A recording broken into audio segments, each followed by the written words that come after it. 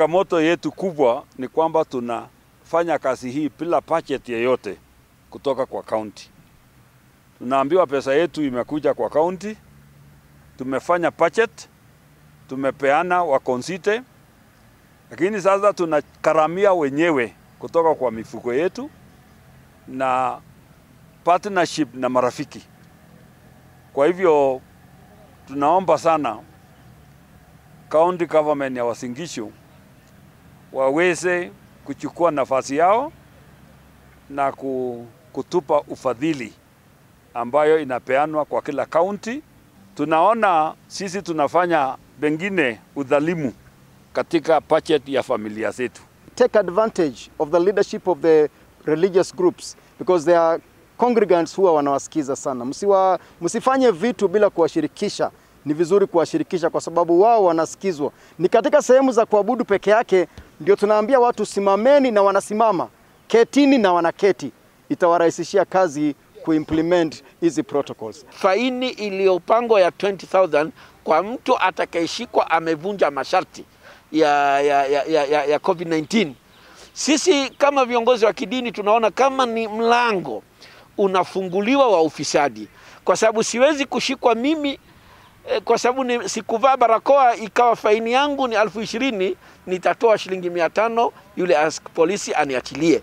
Na hili tunawaambia serikali mara zote wanapotaka kupanga masharti yoyote, huwa tunaona ni kama tunafungua milango ya ufisadi. Kwa hivyo hili waliangalie adhabu gani watawaekea, kuliko kuweka 20,000 itakuwa 20,000 hazitokwenda kwa serikali na 200 na 500 ndio zitakuwa zikitembea, na hii ni kama kupalilia ufisadi. Tungependa askari wetu especially wale wanaman barabara wawe makini, wawe wazalendo, wachunge wananchi bila kuchukua hongo, bila kuchukua pesa kidogo na kuhatarisha maisha ya wananchi.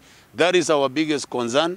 Na sisi kama interfaith na viongozi wa kidini sehemu hii, tukiona maaskari wetu hawafanyi vizuri, tutawaripoti. Kama hiyo sheria itapaki kuwa hivyo, basi wapanue magereza, sababu kila mtu ataenda pale.